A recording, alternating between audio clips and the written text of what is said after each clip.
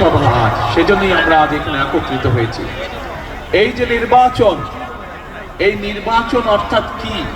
এই নির্বাচন হচ্ছে আপনার যে রাজনৈতিক অধিকার, সেই অধিকার আপনি আপনার মতন করে আপনি প্রয়োগ করবেন, অর্থাৎ আপনার রাজনৈতিক অধিকার আপনি প্রয়োগ করবেন।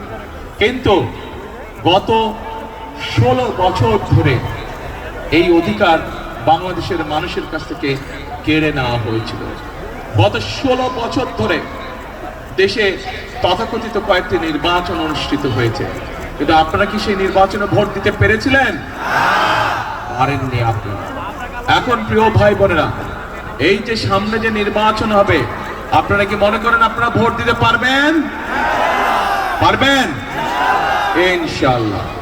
এখন প্রিয় ভাই বোনেরা, এই যে আপনি আগামী নির্বাচনে যে ভোট দিতে পারবেন, এই যে আপনার যে রাজনৈতিক অধিকার প্রয়োগ করতে পারবেন, এই যে এখন যে আপনার মনে যেটা হয়, যেই কথাটা আসে সেই কথাটা যে নির্ভয় আপনি বলতে পারেন, এই যে এই সুযোগটা যে বাংলাদেশের মানুষের সামনে এসছে, বাংলাদেশের প্রত্যেকটি ভোটার, প্রত্যেকটি নাগরিকের সামনে এসছে, এই সুযোগটা তৈরি করার জন্য কিন্তু বহু মানুষ গত 16 বছরে প্রাণ দিয়েছে।